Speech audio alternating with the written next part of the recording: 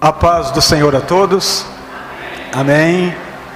Sejam bem-vindos, queridos, para mais um culto de adoração a Deus. Vocês que estão nos visitando pela primeira vez, Bruno, Carol, estou falando os nomes que eu sei, os nomes que eu não sei. É um prazer tê-los aqui.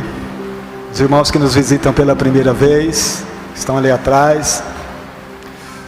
O pastor Bonfim não é a primeira vez, já veio outras vezes aqui.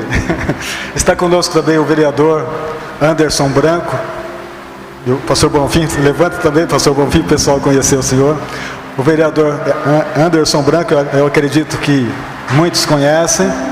É um irmão também que foi eleito para trabalhar durante 4 anos e tem feito um ótimo trabalho em favor das crianças, da família. É um batalhador, um servo de Deus que tem batalhado em favor da causa da família brasileira, mas para todas as famílias. Não é a família cristã somente que ele trabalha para todas as famílias, para todas as crianças. Querido, seja bem-vindo em nome de Jesus, e a gente continua orando por vocês, para que vocês deem muitos frutos durante o período que Deus conceder a vocês dali, tá bom, queridos? Deus abençoe.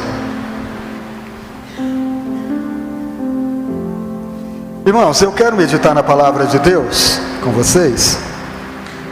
Uma palavra que Deus colocou em meu coração, que está em Gênesis capítulo 1.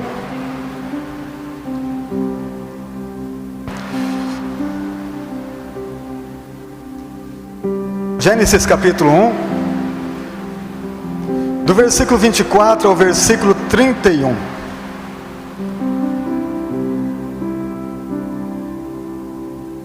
Está aqui na tela, se alguém quiser ler por aqui, pode também.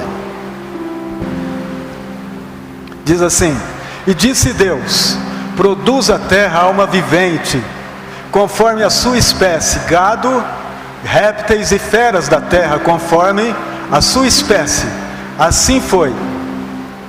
E fez Deus as feras da terra, e Deus fez as feras da terra conforme a sua espécie, e o gado conforme a sua espécie, e todo réptil da terra conforme a sua espécie. E viu Deus que era bom. E disse Deus: façamos o homem a nossa imagem, conforme a nossa semelhança, e domine sobre os peixes do mar, e sobre as aves do céu, e sobre o gado, e sobre toda a terra, e sobre todo réptil que se move sobre a terra.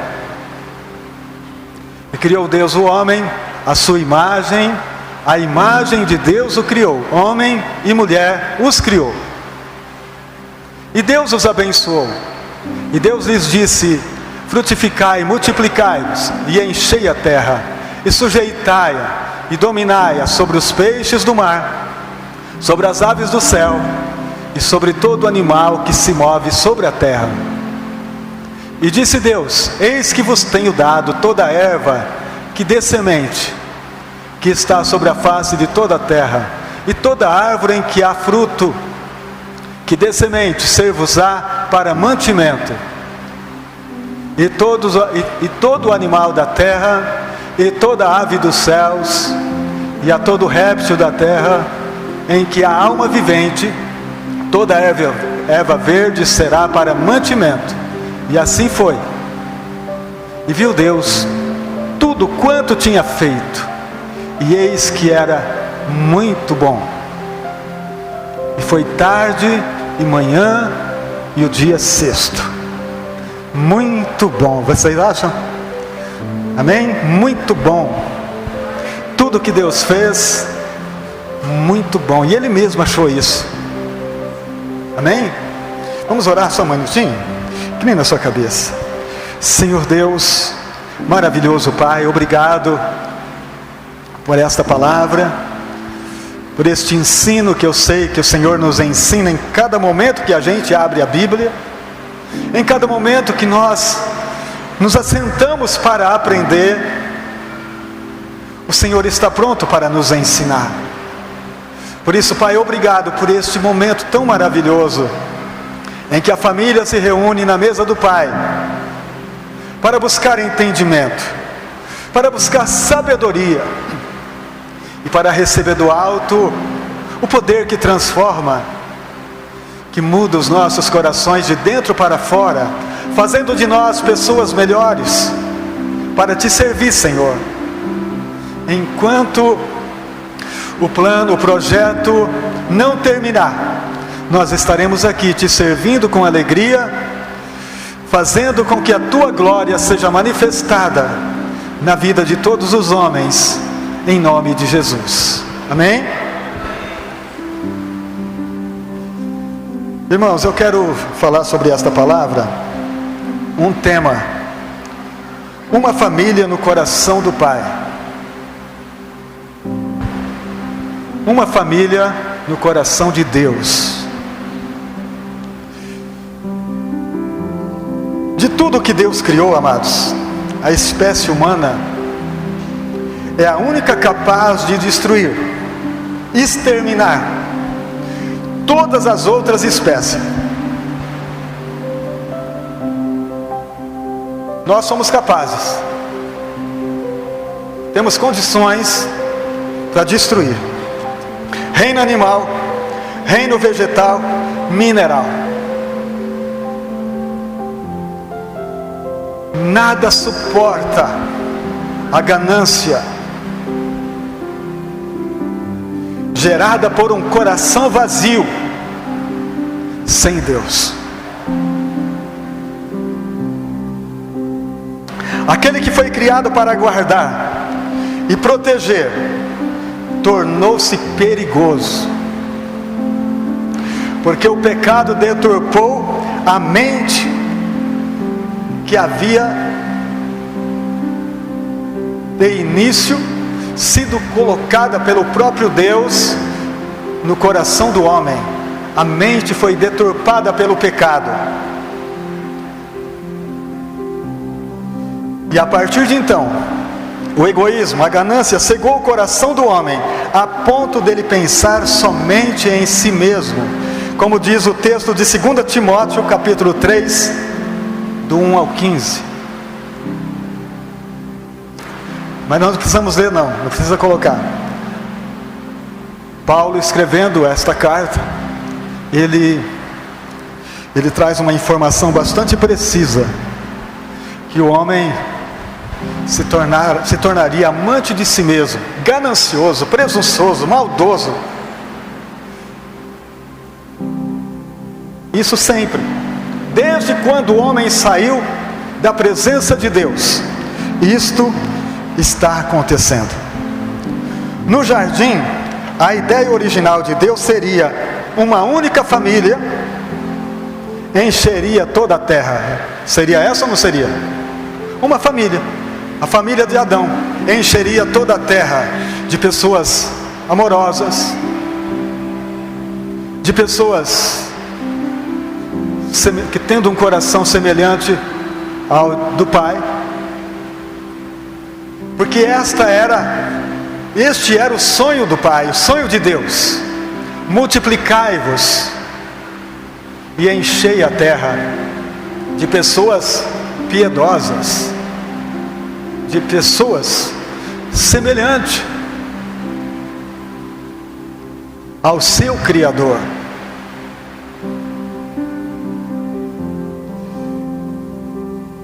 Encheria a terra. Encheram, realmente encheu. Dominariam sobre tudo. A verdade é esta. Deus disse: olha, enchei a terra e domine sobre os animais, sobre as aves. Mas Deus não disse para dominar sobre outro homem, sobre outra pessoa. Nenhum homem tem direito de dominar sobre o outro, porque isso não foi dado no jardim para o homem. Era para ele dominar sobre as coisas, mas não sobre pessoas. Mas o que começou a acontecer a partir do momento da queda, já foi um coração transtornado pelo pecado, pela maldade, pelo desejo, como já disse, o pecado da desobediência destruiu a visão.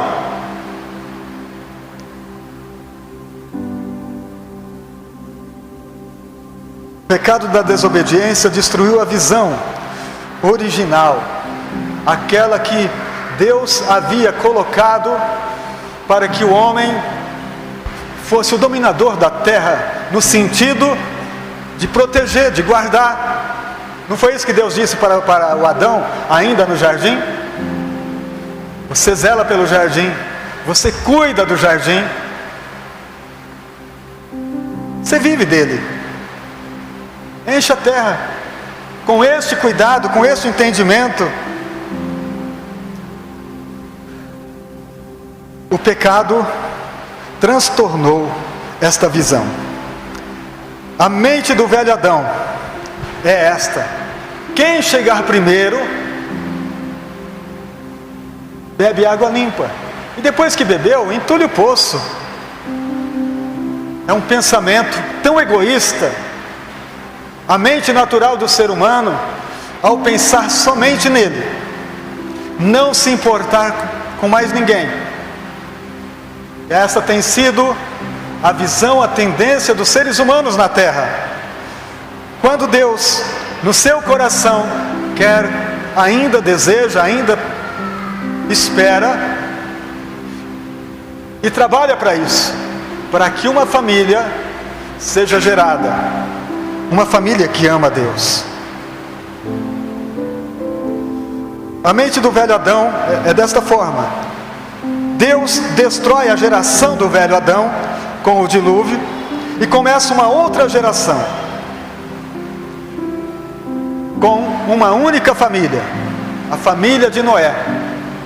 A família de Noé, mesmo no meio de uma geração corrompida, Noé tinha um coração piedoso. Noé tinha um coração que amava ao Senhor. E o Senhor disse: eu vou destruir essa geração. E através de Noé, Ele pede para que Noé constrói uma embarcação para a salvação. Se é só a família de Noé que vai ser salva, por que construir uma arca? Por que construir algo tão grande?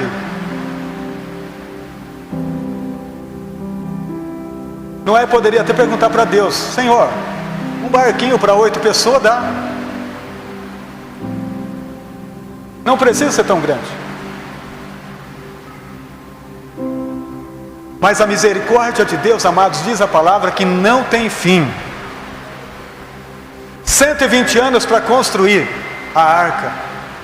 Quem sabe mais alguém se arrepende?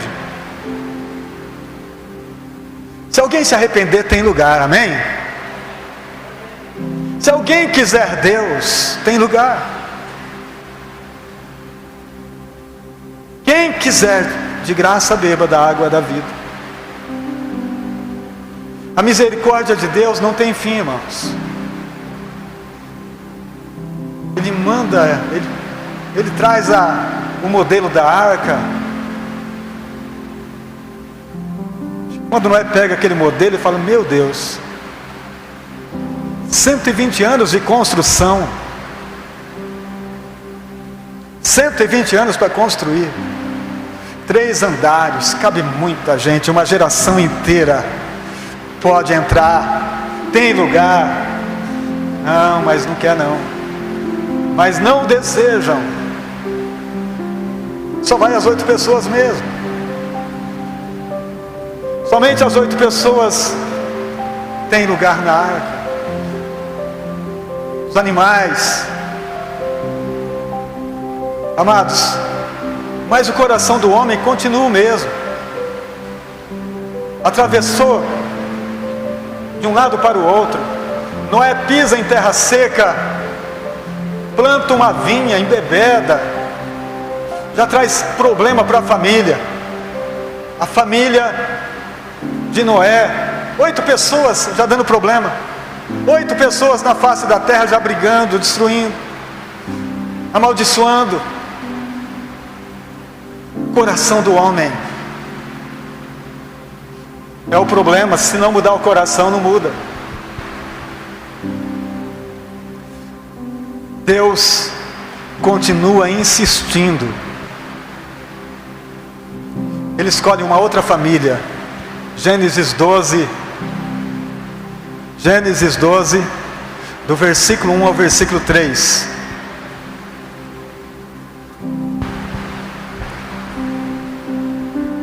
Ora, o Senhor disse a Abraão: sai-te da tua terra, da tua parentela e da casa de teu pai, para a terra que eu te mostrarei. E far-te-ei uma grande nação, e abençoar-te-ei, engrandecerei o teu nome, e tu serás uma bênção. E abençoarei os que te abençoarem, e amaldiçoarei os que te amaldiçoarem. Em ti serão benditas todas as famílias da terra. Deus continua insistindo, dizendo: olha, é a família que eu quero. Eu quero uma família. Eu preciso de uma família. A família de Abraão tem os mesmos problemas, tem o mesmo coração, mas pelo menos tem um ouvido que escuta. Deus não apareceu para Abraão, Deus falou. Deus disse: sai da tua terra. Irmãos, o nosso grande problema talvez não seja tanto o coração, seja o ouvido. Ter um ouvido transformado que escuta o que o Espírito diz à igreja, o que o Espírito fala conosco. Nós não vamos mudar se a gente não escutar, não ouvir o que a palavra de Deus diz em nosso coração.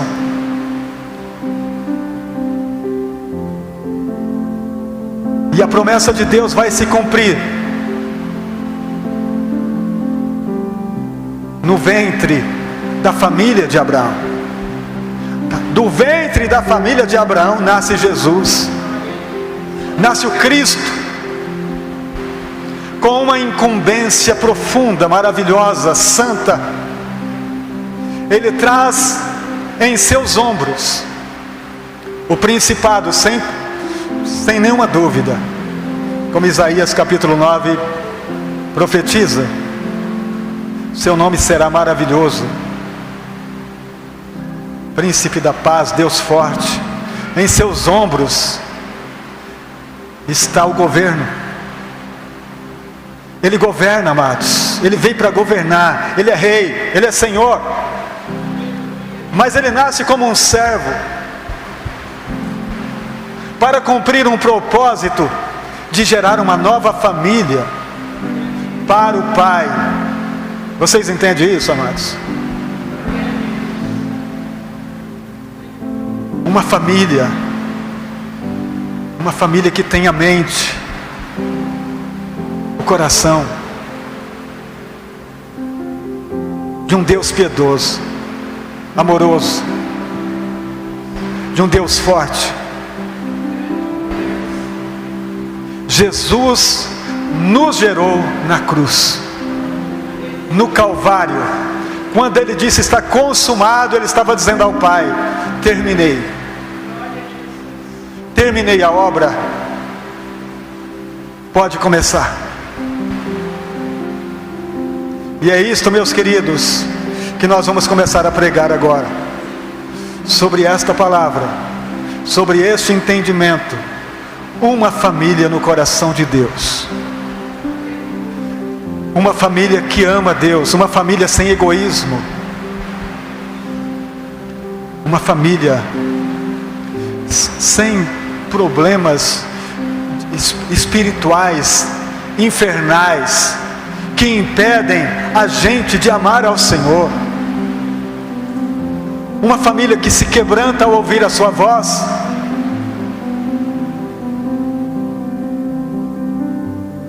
Porque o milagre, irmãos, para ser essa família, já está pronto.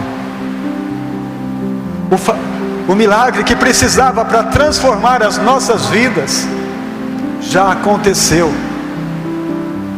Nós não precisamos de um milagre hoje, esse milagre já foi realizado. Eu só preciso entrar nele pelo entendimento e pela sabedoria que Deus me deu, que Deus me dá através da sua palavra.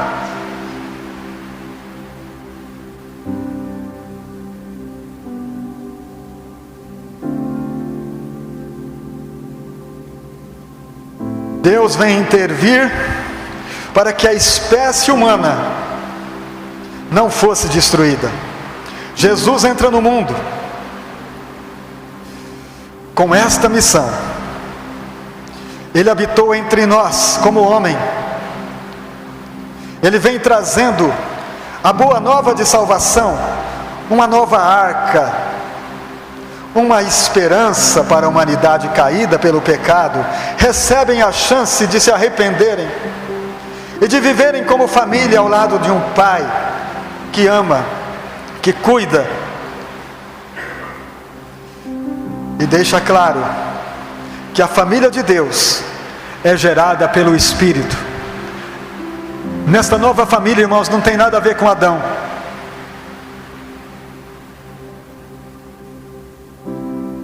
Esta nova família tem tudo a ver com Jesus.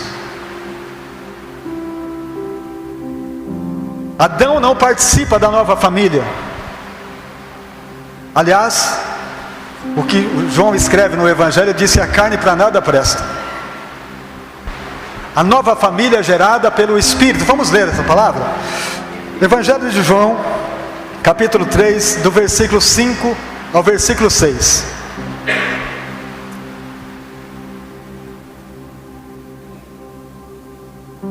Evangelho de João,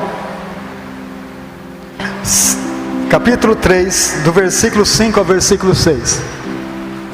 Jesus respondeu: na verdade te digo, que aquele que não nascer da água e do Espírito, não pode entrar, posso até parafrasear aí, nesta família, na família de Deus. O que é nascido da carne, é carne, e o que é nascido do Espírito, é Espírito. Se não nascer de novo, não entra, não participa da família, o novo nascimento. Quem gera em nós é o Espírito Santo. Segundo aos Coríntios 5:17 diz que um novo homem se formou, tudo se fez novo, as coisas velhas já passaram. Quer dizer, o velho homem se passou.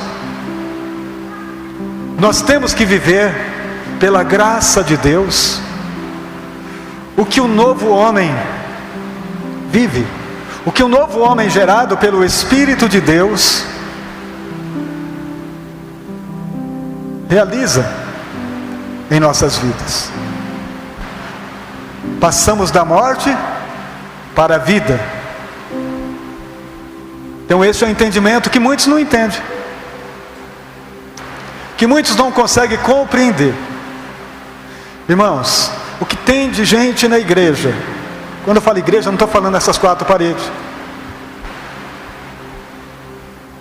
que pensa que é, que pensa que tem, que pensa que vive, mas não está vivo, está morto. Porque se não nascer de novo, não vive. Estão na igreja, mas são egoístas, são ciumentos, avarentos, medíocres. Estão na igreja, mas não produzem para o reino de Deus, produz para o seu ventre, como diz a palavra. Não produz para o Senhor, não produz para o bem do reino. Jesus, se não nascer de novo, não entra no reino.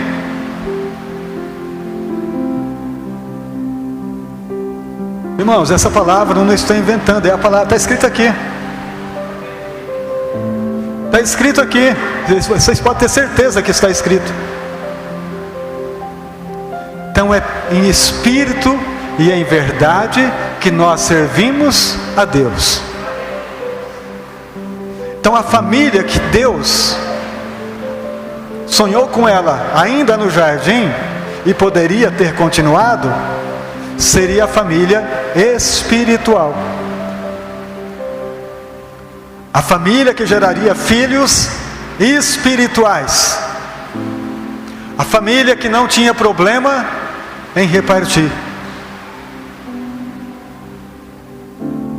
Que um não mataria o outro, não destruiria a família do outro, repartiria com o outro, viveriam em plena paz.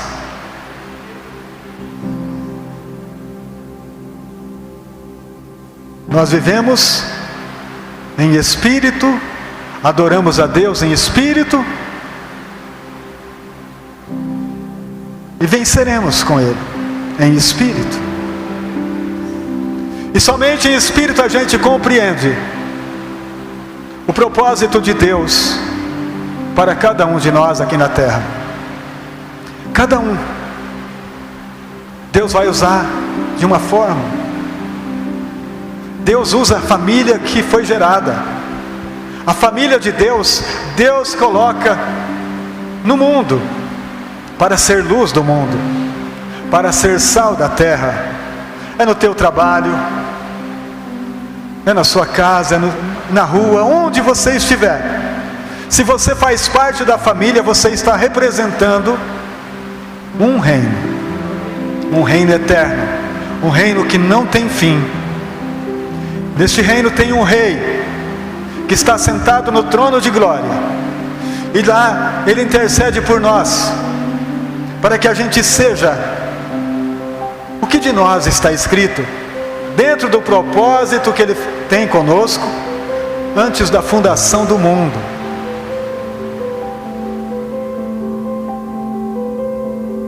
Então Jesus, Ele fala sobre isto aqui, nesse fato que Ele está falando com Nicodemos. O homem carnal continua pensando igual os antepassados, mas o espiritual pensando como Deus. O homem carnal continua do mesmo jeito. Vamos ver alguma coisa sobre isso? O próprio Jesus fala sobre isso. Lucas 12, do 13 ao 21. Veja bem o que Jesus fala sobre esse fato. Como pensa o homem carnal? Como pensa aquele que vive somente para si mesmo? E disse-lhe um da multidão: Mestre, dize a meu irmão que reparte comigo a herança. Mas ele disse: Homem, quem me pôs a mim por juiz ou repartidor entre vós? E disse-lhes: Acautelai-vos e guardai-vos da avareza, porque a vida de qualquer não consiste na abundância do que possui. E propôs-lhe uma parábola, dizendo: A herdade de um homem rico tinha produzido com abundância. E ele arrazoava consigo mesmo, dizendo: Que farei? Não tenho onde recolher os frutos. E disse: Farei isto: derrubarei os meus celeiros, edificarei outros maiores, e ali recolherei todas as minhas novidades e os meus bens. E direi à minha alma: Alma, tens em depósito muitos bens para muitos anos, descansa, come, bebe e folga. Mas Deus lhe disse: Louco, esta noite te pedirão a tua alma, e o que tens preparado para quem será? Olha a tristeza, irmão, do egoísta. Vou plantar mais, vou juntar mais, vou aumentar celeiro. Em momento algum, ele disse assim: tem uns funcionários pobres aqui, eu vou repartir um pouco com eles. Em momento algum, ele pensou no seu semelhante, porque o coração dele não é esse coração que nós estamos falando aqui. O coração que se doa, um coração que ama, um coração que sente compaixão. Ele só pensa nele mesmo, aumentar os celeiros. Quanto maior os celeiros, melhor. Só que Jesus está dizendo aí, ó, ele é um louco. Ele é um louco porque Deus vai pedir conta. E o que ele tem guardado? que ele guardou de grãos, para quem será? E ele não tem nada guardado do outro lado, com Deus. Ele não guardou nada. Quando Jesus disse assim: não ajuntais tesouro na terra, aonde o ladrão rouba, a ferrugem enferruja mesmo, mas ajuntai tesouro no céu, aonde o ladrão não pode chegar. Aqui na terra é da forma que está, o ladrão vai roubando. Mas nós temos um coração transformado, um coração semelhante ao de Jesus. Vamos ver isso? Atos, capítulo 4, do versículo 32 ao 21. Do 32 ao 34. Atos 4. E era o coração e a alma da multidão dos que criam. E ninguém dizia que coisa alguma do que possuía era sua própria, mas todas as coisas lhes eram comum. E os apóstolos davam com grande poder testemunho da ressurreição do Senhor Jesus, e em todos eles havia abundante graça. Não havia, pois, entre eles necessitado algum, porque todos que possuíam herdade ou casas, vendendo-as, traziam o preço ao que fora vendido e depositavam aos pés dos apóstolos. Vocês viram? Enquanto lá ele dizia assim: eu tenho muito, eles diziam: nós não temos nada. Enquanto o cidadão lá, que aumentou o celeiro, dizia, se gabava de quanto ele tinha, eles aqui diziam: ninguém dizia que coisa alguma era sua, mas todos participavam das bênçãos que Deus derramava. Todos participavam do bem comum. Tem alguém necessitado? Leva. Está alguém precisando? Ajuda. Ah, vai faltar para mim. Aí você está com o pensamento igual ao do rico. Enche o teu celeiro, enquanto o outro está passando necessidade. Talvez um vizinho seu, e o irmão ou a irmã não faz nada para ajudar. Vai enchendo o teu celeiro, enquanto dos seus irmãos fica vazio. O pensamento do rico, você viu o que Jesus falou sobre ele, do rico ali, do rico insensato. Porque não é pecado ter riqueza. O pecado é ser insensato. O pecado é ter coração duro. O pecado é ter avarento. É ser avarento. Então essas famílias aqui, irmãos, entenderam o coração do Pai. Essas famílias de Atos dos Apóstolos entenderam o que é fazer parte de uma família aonde o Pai é o Senhor, aonde o Pai é Deus. Se reuniam para orar, se reuniam para descobrir se tinha alguém necessitado no meio deles. Porque muitas vezes, queridos, nós ajudamos lá fora e tem alguém necessitado em nosso meio, a gente nem percebeu. Não foi descoberto, porque a gente não parou para ouvir. Escuta um pouquinho seus irmãos. Quando você pergunta, está tudo bem? Geralmente a pessoa fala, está tudo bem. Mas está tudo bem mesmo? Pergunta a segunda vez, que ele poderá parar e dizer assim: não está tão bem. Vamos ouvir o que os irmãos dizem. O som na tua rua, nos teus vizinhos. É necessário, irmãos, ter coração de família. Família que conhece o Pai. Família que escuta o Espírito Santo. E essa família agrada ao Senhor.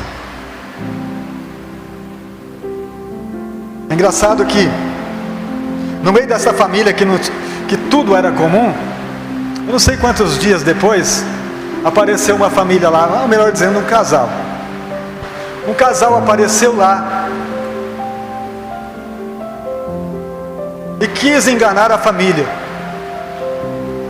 dizendo assim: eu sou igual a vocês, eu também tenho um coração igualzinho de vocês. Mas não era verdade.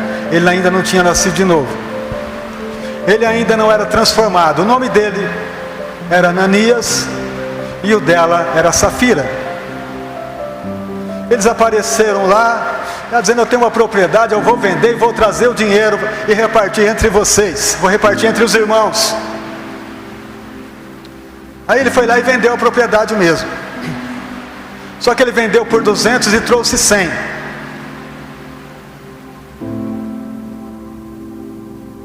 E foi lá no apóstolo Pedro, todo cheio: eu sou igualzinho vocês, eu sou bom de coração, eu sou um cara, para mim não tem problema, eu não sou pegado a dinheiro.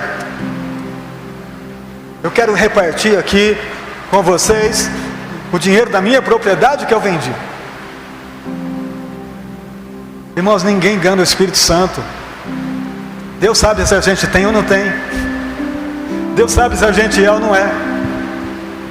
Deus conhece o nosso coração.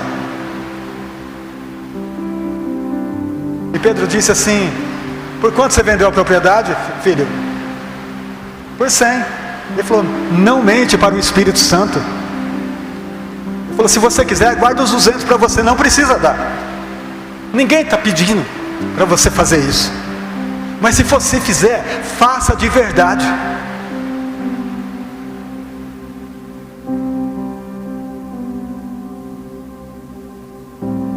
E eles morreram por causa disso. Mentir a Deus, ninguém mente para Deus.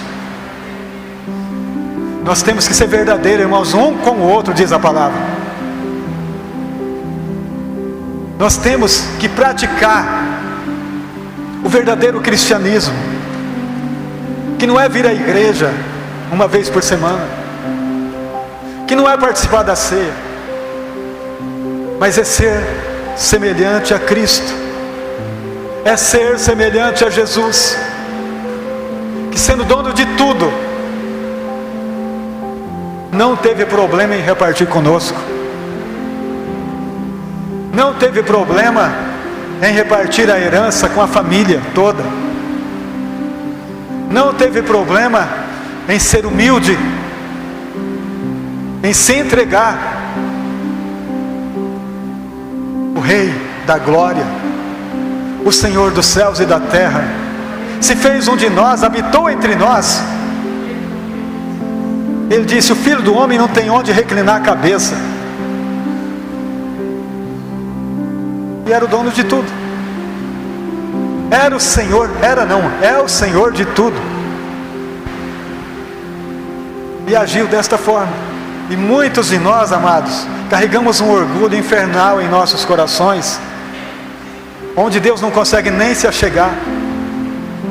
É preciso um quebrantamento, é preciso um derramar, é preciso um esvaziamento da nossa parte, para que o Senhor nos encha da sua glória, nos encha da sua presença, e a gente viva para Ele.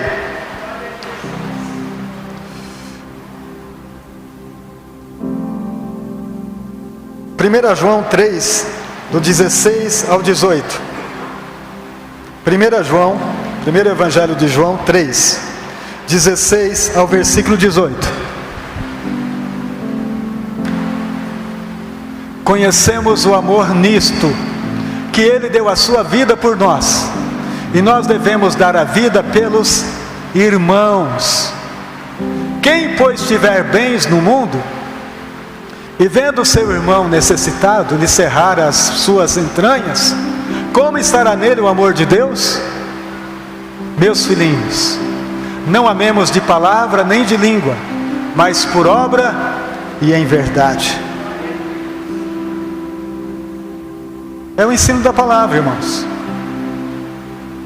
Eu espero que a gente saia daqui sabendo dessas coisas, e que a gente não seja enganado pelo inimigo, pelo maligno, que faz a gente endurecer o coração, amados, quando a gente poderia estar produzindo mais para o reino. a gente endurece, fecha a mão. E sabe de uma coisa, se a gente não semeia, a gente também não colhe. Nunca ficará mais pobre o semeador, nunca. O semeador não vai empobrecer jamais.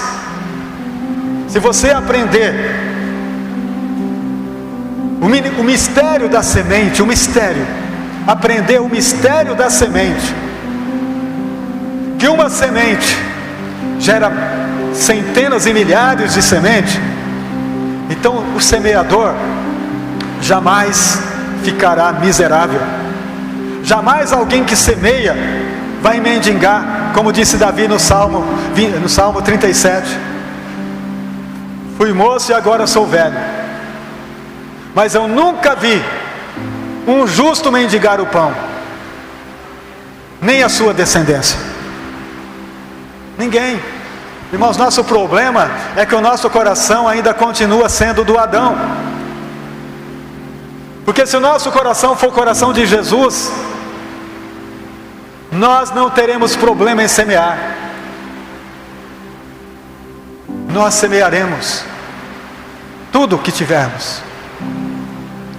E buscaremos a vontade de Deus para a nossa vida, para as famílias, para as nossas crianças, para os nossos jovens, adolescentes, para os necessitados. Por que existem os necessitados? Para provar o nosso coração. E o necessitado pode ser eu, pode ser você, pode ser qualquer um de nós. Talvez eu não estou precisando de pão, mas estou precisando de outra coisa.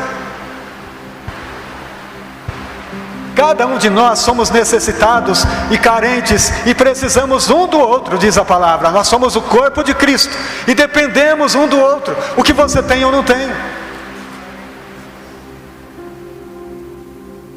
E nós abençoamos uns aos outros com aquilo que carregamos, queridos. Deus nos deu uma porção de graça, de vida, de autoridade, de fé. Seja a boca de alguém, seja o ouvido para alguém, seja luz para alguém, e reparta o que Deus te deu. E o nosso dever como família, irmãos, se cumpre nesse versículo que nós vamos ler agora, Colossenses 3, do 1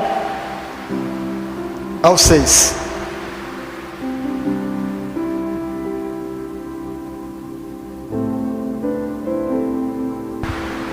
Portanto, se já ressuscitaste com Cristo, buscai as coisas que são de cima, onde Cristo está assentado à destra de Deus.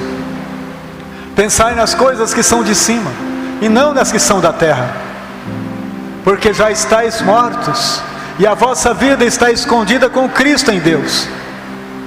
Quando Cristo, que é a nossa vida, se manifestar, então também vós vos manifestareis com Ele, em glória.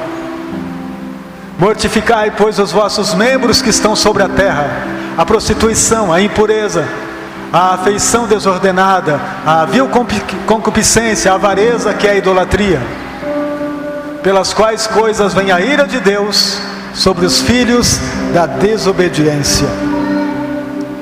Aí está. Família de Deus, qual é a tua preocupação? Irmãos, por falta de entendimento, a gente se preocupa ainda com as coisas da terra. Por falta de entendimento ainda, a gente se preocupa com o dia de amanhã, quando nós devíamos ter apenas uma preocupação com o agora, com o hoje, com adorar, servir, ser o que Ele nos fez ser. Um homem transformado, uma mulher transformada na imagem e semelhança dEle.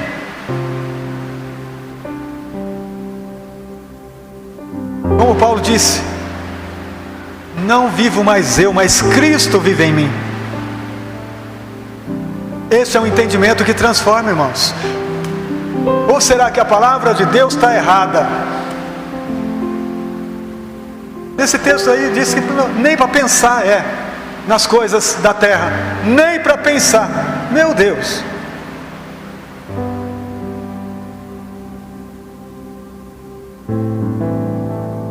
Eu penso, você pensa? Nós pensamos ainda, irmãos, porque nós não chegamos ainda no entendimento pleno, na estatura do varão perfeito que é Cristo, mas o modelo é Ele. Mas espera aí, não vai nem praticar? Eu vou tentar não pensar, vou fazer de tudo para não pensar, vou buscar as coisas do alto, vou buscar a Deus, vou buscar em oração, vou buscar, Senhor, usa a minha vida para ser um canal de bênção para multidões, usa a minha vida para abençoar o povo, usa a minha vida para abençoar os meus irmãos. Vamos orar de outra maneira, queridos. Em vez de se ajoelhar e ficar com o chapéu na mão pedindo, vamos apresentar os outros. Ah, Senhor, eu quero isso. Ah, Senhor, eu preciso daquilo. Ah, Senhor, abre uma porta. Ah, Senhor, não sei o que. Buscar as coisas de cima é, Senhor, os meus irmãos precisam da Tua graça. Entre eles tem um doente, precisa da cura. Jesus, eu bato a Tua porta, não para mim mesmo, mas para eles. Porque isso também é uma semeadura. Eu estou semeando na vida deles. E o abençoado sou eu. O abençoado é você. Porque a glória do Pai se manifestará quando nós tivermos um entendimento claro de quem Ele é. Quando nós entendemos que Deus é Pai. Irmãos, quando Jesus veio, Ele trouxe uma revelação muito forte nessa questão. Porque o povo judeu, eles tinham um Deus, Jeová, e tantos nomes que é citado ali no Antigo Testamento sobre Deus. Mas Jesus vem dizendo assim: o meu Pai, eu e o meu Pai. E quando Ele fala sobre ir ao Pai, Ele não diz ir a Deus.